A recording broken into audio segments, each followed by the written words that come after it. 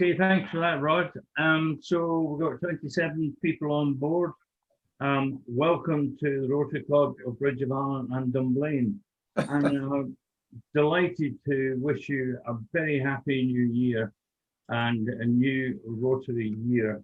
In fact, the first of the year, which is brilliant. And I would ask you all to mute yourselves so that we don't talk over initially the main speaker. And I'm delighted to welcome Craig Bryce, Honorary Archivist of the Trades House in Glasgow. And I'm going to ask him to speak in just a moment, but we've had a few apologies.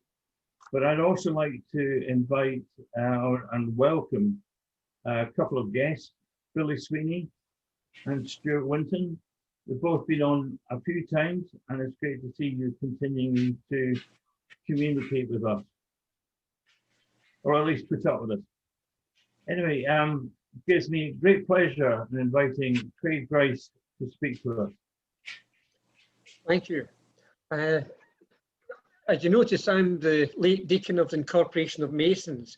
Just for clarity, that's not the Freemasons, it's the stonemasons. Thank you for inviting me along. This is the first time I've done a Zoom, so could I ask Rod that if I break up or there's a problem, if he just waves at me, at least I will then know that there's an issue. Thanks a lot. Now I've not got a watch on me, so if I'm running too long, if I could ask Rod just to do the finger going in circles to say wind up, wind up, put the thumb across the throat, and that means shut up. Just thumb across the throat. So I'll start off and give you a wee idea about the Trades House of Glasgow.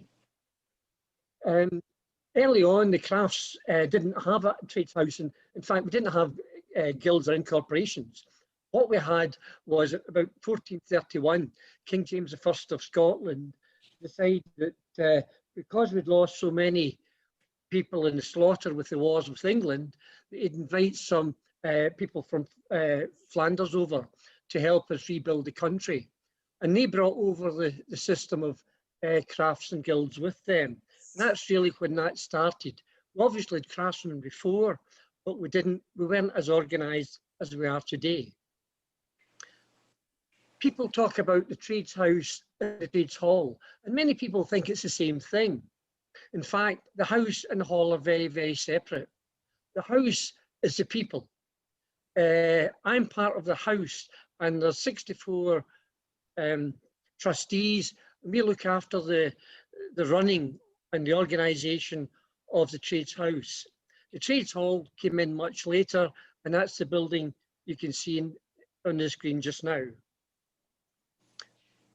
The creation of the trades house started just in the early 1600s when King James VI of Scotland wanted to stop the craftsmen and the merchants fighting all the time. The merchants and crafts were fighting about who would set the prices, who could sell what, and various other issues. They had all the votes in the city of Glasgow and the corporation, whereas the craftsmen didn't have any votes. So there was always a lot of fighting going on. And he said, right, let's create a trades house. And that happened with a letter of guild in 1605. We're the third house of Glasgow. The first house is City Chambers, and the Lord Provost is the first citizen of Glasgow. Second citizen is the Lord Dean of Guild, and the Merchants' House is the second house of Glasgow, and we're the third, and our Deacon Convener's third citizen of Glasgow. Some of you may know some people who visit the fourth house of Glasgow and stay there for wee periods of time, and that's Birley. That's a joke, by the way. There's no fourth house. But people often ask, what's the relevance of a trades house? What good have we done? Are we a waste of space? Well, in 1706, one example is when the Union of Parliament, a number of people in Glasgow broke into the toll booth, stole the weapons, marched to Edinburgh to sort out the Edinburgh burghers and make sure that the union didn't go through. Well, they then heard that there was a squad from Edinburgh going to stop this insurrection. Craig, it's just Now, they breaking up. wanted to give up their. Oh, sorry. Craig, it was just breaking up a wee bit. Maybe if you could just have a re-go of the last 20 seconds Right. The from the Union of burghers. Parliament, 1706. Thanks a lot, Rod. It was the Glasgow citizens decided to get the arms from the toll booth and try it and go through to Edinburgh and cause a rebellion and stop the union going through. When they heard that there was a squad of soldiers coming through on horseback, fully armed, they decided it was a bad idea and wanted to give up their arms. And the magistrates, Lord Provost, and the councillors were all either hiding, and the only people who could give the weapons to was the deacons of the 14 incorporated trades. We've also been involved in building parts of Glasgow. All of the in Glasgow we contributed to building.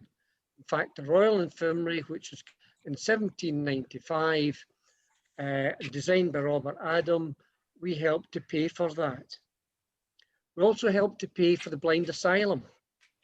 The Blind Asylum was important to us, and we had a deacon convener called John Alston, and what he did was he invented a method where the blind could read, and this was prior to Braille, and it was raised lettering. So we've also had an interest in the health and welfare of the citizens of Glasgow. We also raised a regiment to fight in the War of American Independence in 1775.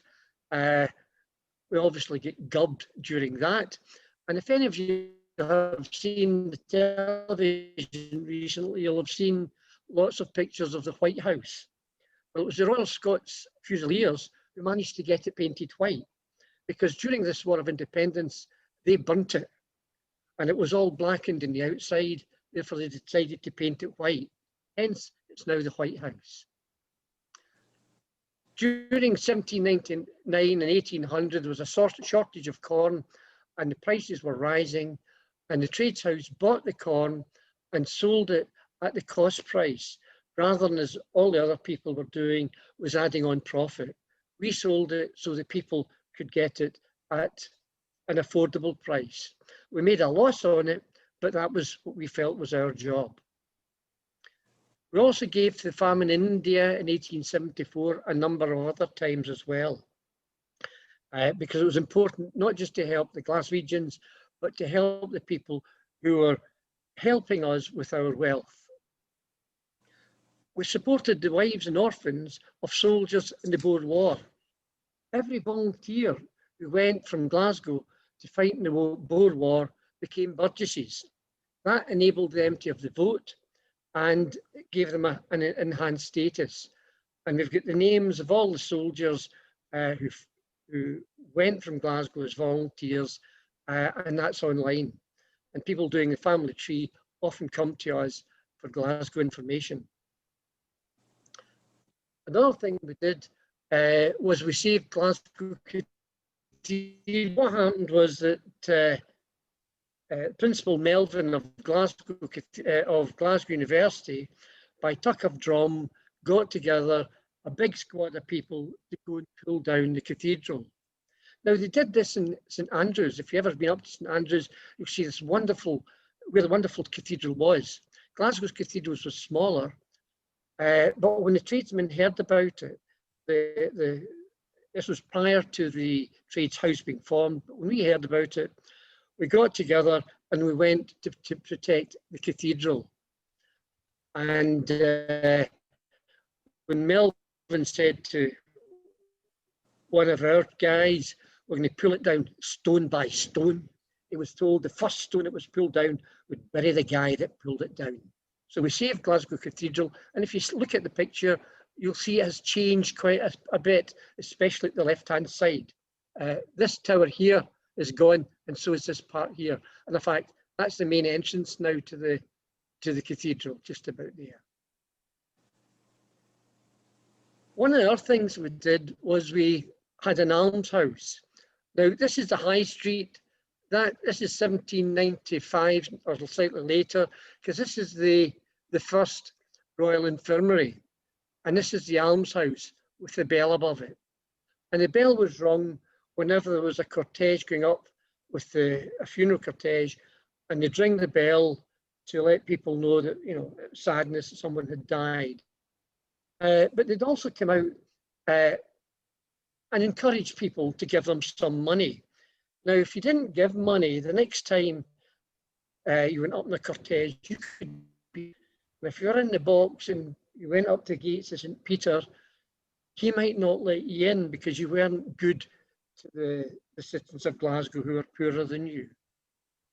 We used to meet in the almshouse way back in the 1600s and early 1700s, or we'd meet in the Kirk session houses or in pubs. Now, I know Hugh McCree's here, and he's in the incorporation of Hammer in Glasgow, in Stirling. And the Stirling Hammermen Master Court still meet in pubs, and their meetings start off very, very sober, and they end up a wee bit merry. And that is always a good thing because it builds people together and it creates a good harmony. So that's the almshouse. We had decrepit tradesmen we kept in there. We looked after them, we fed them, we clothed them in a blue jacket, waistcoat and trousers. We fed them and looked after them. We still have pensioners, obviously not the same people. And it's one of the important things we do is supporting people in need. This is the Trades Hall, ran about 1790, around about that time. And if you look, see the wee building here, and it's got a wee triangular roof on top, and there's one at the other side. When Robert Adam designed the Trades Hall, 1791 to 1794, there was 3 shops, one there, one there, there, one there, and there. And that's so we could make money. But it wasn't universally approved, us building it. Some said that the almshouse was good enough for our forebears, so it's good enough for us. Others said it wasn't good enough for the dignity of the trades. Others said, well, all we're going to get is dancing masters renting out the hall, just front of the shop shouting people in. But I think it's been a great benefit to us having our own hall and renting it out to try and pay for it. It's a wonderful building, but you'll notice in the next slide, those 2 wee buildings, the sides, were taken down and we've built them up instead into to match the rest of the building. The reason was that we wanted to build a school. We didn't have enough space in the back so we could have a school in there.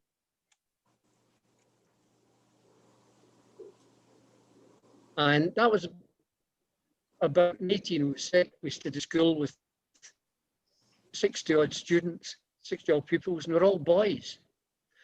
By 1844, with 260 pupils, half were girls. So it was very important to us, education of children. Prior to the Trades House School, in the 1600s, we had a school down in Glasgow, but it was not as well organised as the one we had in Trades Hall. And the Trades House School kept going until about 1876, when the Education Act made it redundant. This is I'll see if I can enlarge it. Oh, no, I can't. This is the rules of Trades House School. And one of the important things about it was it clarified that the teachers had rules They couldn't just do whatever they wanted. They had rules and they were governed by those rules. And I think that was quite king of a trades house in that time. What do we do today? Are we a waste of space? Well, we've got a number of things. We administer the charities which we hold. Now, people say, well, so do everybody. We've all got a bit of charities. But we give away about £750,000 per year in charitable giving. What do we give that to? Well, we give it to the care of members, their wives, children in times when they're in financial trouble. We give it to children. We've got a kinship care fund where we look after children whose parents aren't able to look after them, or where children are looking after their siblings. We give to school children, college students, university students, and we give to organisations in and around Glasgow. So we're giving a lot of money away for the welfare of the people in Glasgow. We also represent the city at civic functions, where the Deacon Convener goes and represents the Lord Provost. We look after the heritage, which includes the hall, the archives, the library, the museum. And one of the things we do, and more we're getting inquiries about, is genealogy, people searching and doing a family tree. And just today, as an archivist, I get a request from somebody in Australia wanting to know about someone who was a member of the Trades House. And I research that and send them the information. But the library and the archives holds loads and loads of information on the genealogy of Glasgow, and especially the trades. We also continue the house traditions and ceremonies in the house. Now, I know some people who are there have been to the Trades House dinners, and they must have thought, my gosh, what strange ceremonies. One of them is when we have visitations from another incorporation, and they hold right pinky to right pinky, and they should march in, some skipping, some dancing. They should actually march in a dignified manner. And the tradition came about so that they couldn't stab each other. Because if you're holding a right pinky, you can't draw your dirk and give somebody a doing. But we've got lots of strange traditions and ceremonies which are good fun. And I think it's important traditions. But traditions must never be the most important thing. It's the development of the organisation. When we started off in 1604, there was only one or two ladies who were burgesses, and they weren't even members of an incorporation. And fortunately, that tradition has been killed, and now ladies can become members, same as any man. And half the deacons are ladies, are females. So it's very, very important. We're also an influence of good in Glasgow. Our Deacon Convener sits on the council. He's not allowed to vote, but he sits there, and once he's allowed to give a wee speech. But being involved with the council means that we can influence the good of Glasgow. But how are we governed? If you look here, you'll see that there's a chap sitting in a chair. That's Deacon Convener's chair. And it was built about 1806, I think it was. And we still use that chair to this day. Whenever anyone comes from historic Scotland, they just think this is the most wonderful thing, that the chair's still in use. This is a picture, sketch of what the Trades House used to look like. It's changed quite considerably over the years, and the deacons used to sit up either side. Now, anybody who's been involved with the, round table, etc., I'm sure you all have lots of arguments or debates. Now, I've always believed that debate's a great thing. It means you're discussing and refining ideas. if the deacon convener can't just say, we're going to do such and such, because he is elected by the deacons and the 64 trustees. The deacons are elected by their members. So it's a true democracy, and the deacon convener has to have the members of the House agreeing with them before something can be passed. Before a meeting starts, this mace is laid before the House, and it's got 7 crests on one side of each incorporation, and the other side there's also 7 crests. And at the top is a gentleman holding a chain or ropes representing unity. The other side is St Mungo.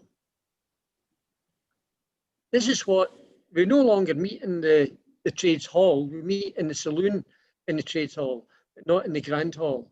And this is where the deacon convener sits, the exact same chair.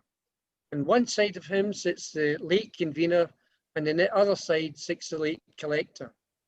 Along the table here, there are 7 chairs for the 7 deacons on each side. And behind them sits their followers, or the supporters from their craft. But the 14 incorporations, have I got time to go through them? I'm okay for time. Rod, give me a wee thumb up. Okay. Yeah. Right. Here we've got the Trades Hall of Glasgow crest. If you look, you'll see there's the fish, the tree, the bell, the upside fish with a ring in its mouth. You all recognise that probably as Glasgow's coat of arms. Wee nods, wee nods. Right, but it's actually not Glasgow's coat of arms because there's a red field in it. The red field tells you it's the Trades House of Glasgow.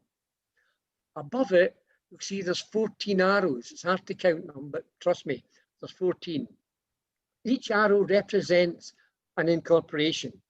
Now, one arrow you can break over your knee easily. 14 arrows, you try and break them over your knee, you'd break your knee. Therefore, our motto is union is strength. No arrow is bigger than the other. No arrow is better than the other. Therefore, all incorporations are equally good and equally important.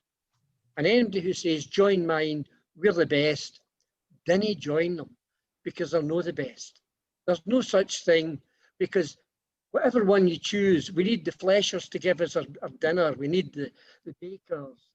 We'd be walking naked if we didn't have the tailors. So each incorporation is important. There's 14 of them. There's the Hammerman, and in Stirling we've got the Hammerman. It's a very good organisation, give charitable givings each year to lots of people. And their motto is, by hammer in hand, all crafts do stand. And they work in metal. So there's other trades that use a hammer but don't work in metal. But if you work in metal with a hammer, then you're a hammerman. So goldsmiths, silversmiths, coppersmiths, tinsmiths, sword makers, watchmakers, clockmakers, cutlerer, lorimer, anybody working in metal is a hammerman. Next, we've got the tailors.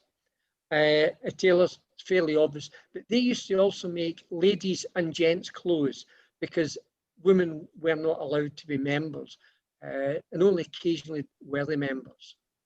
Next, you've got the cordoners. Stirling's got the shoemakers, and they're very similar. They were made up with 3 trades. One was the barkers, and they went down to the river, cut bark off of trees, but not enough to kill it. They take it back, treat it, and make tanning. The tanners treated the leather, and the suitors would make boots and leather jackets, etc. But they were not cobblers. They didn't repair shoes. They made boots and shoes and that type of thing. Next, you've got the maltmen. Now, the maltmen made, and the hammermen of Stirling love the maltmen because they make the beer and the wines and the spirits. Now, if you think back to the 1600s, people were dying of the water spirits. They made beer as well, so that children drank poisoned by the horrible water. Next, we've got the weavers. If anyone does the family tree, they'll find there's a weaver in it. Sadly, a family in Scotland that doesn't have a weaver, and therefore there's very many of them. But just think back, 1820, 200 years ago last year, the weavers, many get deported and some get executed in Stirling because they caused the rebellion of 1820 when they were trying to get the votes for the people of Stirling, Glasgow, etc. Next, you've got the bakers. Now, the bakers, you all heard of the baker's dozen. That's because if they gave short measure or short quantity, they would lose being a member of the bakers. And if you were not a member of the bakers, you could not make or sell your wares in Glasgow. And all the corporations were controlled in a similar manner. We made sure that the quality and quantities and the prices were fair.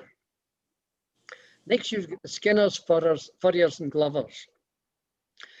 Now, in the 1960s, they dropped the word furrier because people were against wearing fur. I think they were wrong because that was their tradition, that was their heritage. You don't need to do it now, but to throw away your heritage, I think, is always wrong. Next, you've got the rights. You've all heard of ship rights, wheel rights, cart rights, etc. So they're the joiners and carpenters and joiners. If someone puts in your window frames and doesn't glaze it, that's a waste of space. So one of the things they've got is also the glaziers. So you've got glazier rights as well. Now, if they walked out after putting all the woodwork in your house and they didn't paint it or treat it, your wife would thump them. So they've also got the painters and decorators as well. Oh, sorry. Next, you've got the coopers. They're the barrel makers. Now, before plastic bags, bits of everything came in barrels, fruit, liquids, grain. Now, if we made the barrels too small and sold it, then whoever sold the contents of that barrel could lose their right to be in a trade, and therefore that was a bad thing. If you make it too big, then you make a loss. Therefore, barrels had to be very accurately made by volume. Next, you get the fleshers. Now, some people say health and safety is a new thing. No, it's not. It goes way back to the 1600s. Because in the 1600s, one of the rules were that the fleshers were not allowed to throw the paunches and tripes onto the high streets of Glasgow, because the paunches and tripes would rot and you'd end up getting a disease. Next, you've got the gardeners. And you can see it's Adam and Eve with a spade and a rake above it. And their motto is, oh crikey, that's terrible, gardening the first of arts. And they claim that they go back to Adam and Eve. But my reading of the kid book, Adam and Eve weren't doing much gardening. That's their motto. Next, you get the barbers. Now, it used to be the barbers and chirurgeons, and that's another word for surgeons. Now, if you look outside the barber shop, what you'll see is the red and white pole, and underneath it should be a wee cup. The red and white pole stands for the bloody bandage, because they used to pull out your teeth, fix your broken arms, and treat you as well. The wee basin underneath, the wee bowl, that was because when they cut you to bleed you, they had to have something to catch the blood in, and that's why we've got the wee bowl underneath. Then you've got the bonnet makers and dyers. It used to just be bonnet makers, but because the dyers weren't doing a very good job and the quality of dyeing was pretty poor, they decided to bring in the dyers beside them so they could make sure the quality of dyeing was good. And that's why we now have bonnet makers and dyers. And the last one is the one I'm a member of, Incorporation of Masons, and they look after the stonemasons, bricklayers, tilers, slaters and the roofs, etc. All the wet trades in Glasgow. And that's the 14 corporations. But people often ask, who can join an incorporation? The answer is anybody. It doesn't matter your age, your gender, your religion, anything at all, doesn't matter, anyone can join.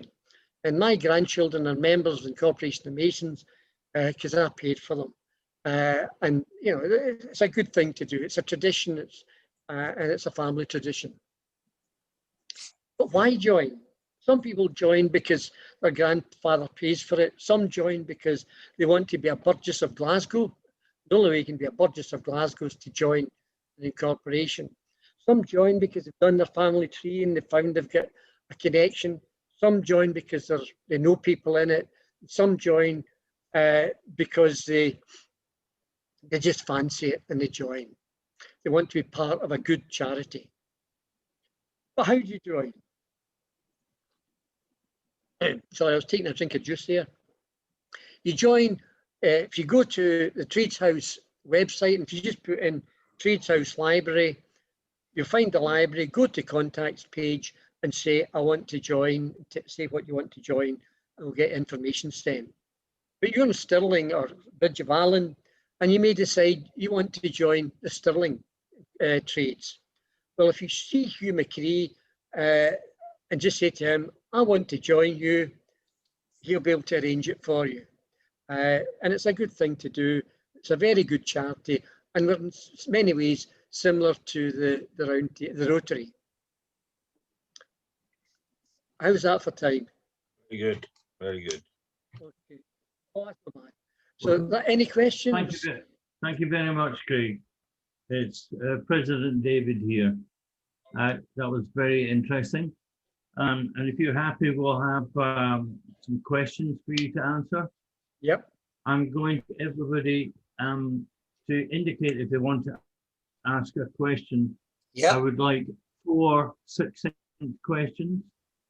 And Could I ask allow a Craig question, to David? answer. David, could I ask a question? Yes, you can. Thank you.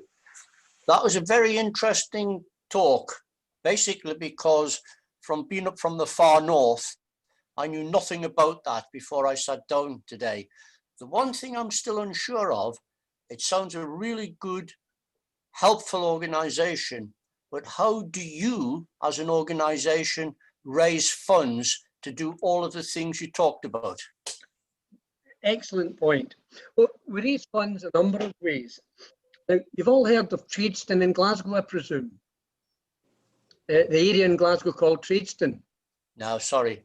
Oh, right. There's an area in Glasgow called Tradeston, and we own that ground, and we put it to view the early 1700s, sorry, mid 1700s, and we got few duty for a long time, so that gave us money. We also get money by selling part of the land, and their people built on it. We've invested our money over the centuries, and it's built up quite a lot. We also have fundraising dinners, we've got numerous events, and we raise the money. There's 14 corporations, and they've all, for centuries, literally centuries, been saving and investing money. So that's why we've got run about £750,000 each year. Thank you very much. Thank you. They've obviously been a very well looked after financially organization for 200 years. Very impressive. Thank you. Well, thank you very much, Craig, for answering that question. We've got Ken put his hand up. Thank you very much. Thanks a lot, Craig, for your talk. I really enjoyed that.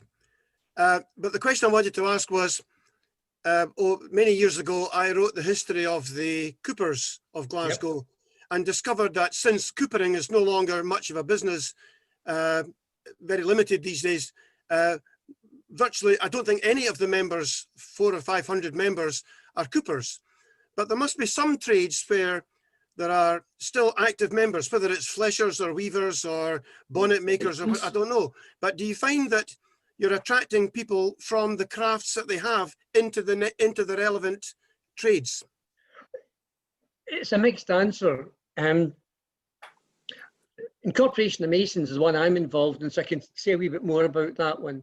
We give each year 3 or 4 memberships to students in the colleges in Glasgow.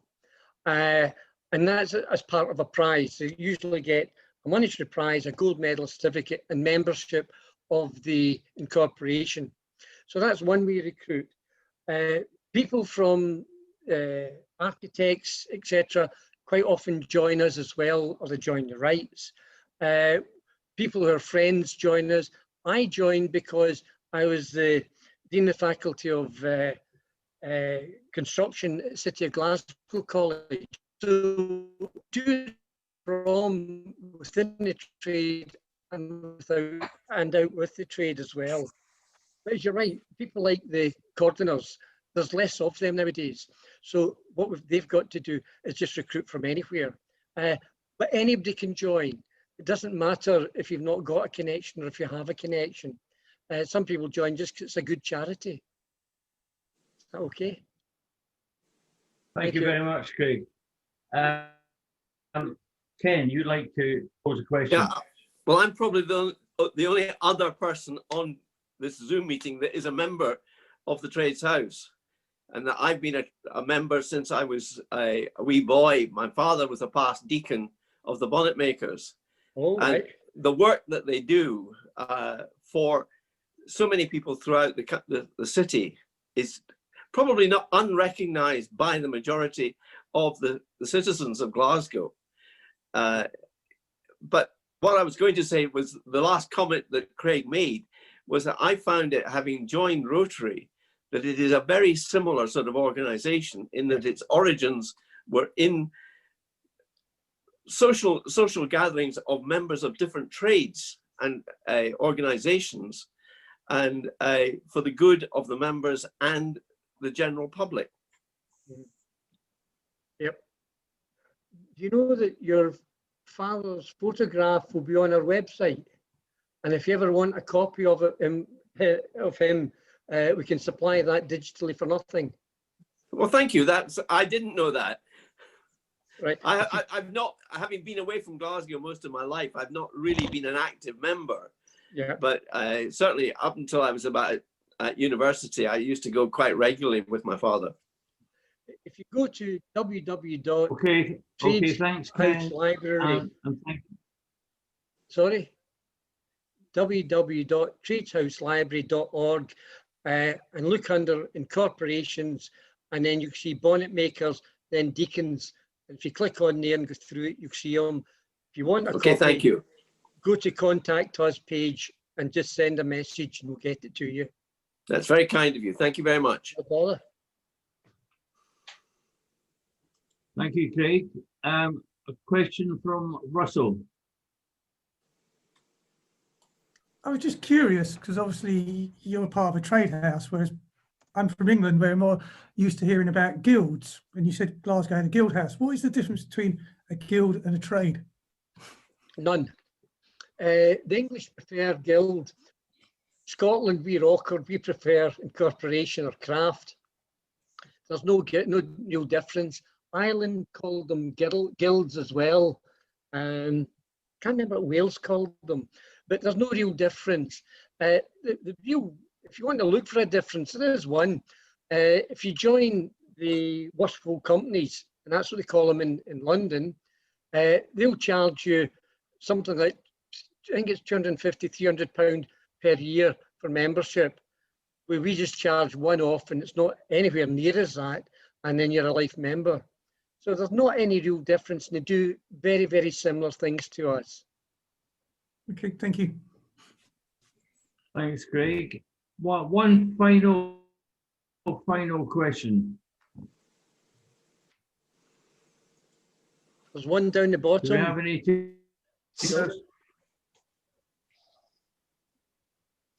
Rod, can you see anybody? No, I think we're satisfied. We're done. They're questioned out. Question. Okay. Craig, thank you very much. Now I'm going to ask Rotarian Hugh to give you a vote of thanks. Thank you, President David. Rotarian Hugh and Hammerman Hugh, Craig has alluded to, both being members of the Hammermen of Stirling, and his colourful description of our activities The Hammermen is one of only 7 incorporated trades in Stirling, obviously a much smaller city than Glasgow, which was 14 as we heard, really covering all the spectrum of commercial life back in the day. I have to say that as a late deacon, Craig's in remarkably good health.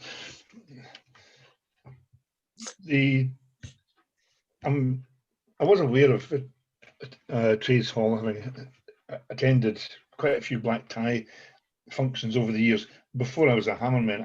I haven't been there since. And it's a very fine building. And from the outside and the inside, I've had a wee tour around the inside, and it's quite a very fine building. One of many in the city of Glasgow, of course. The activities of Trades House are quite extensive, and we heard about their involvement in education with the schools, the free schools, which the other Craig and Jim could maybe relate to.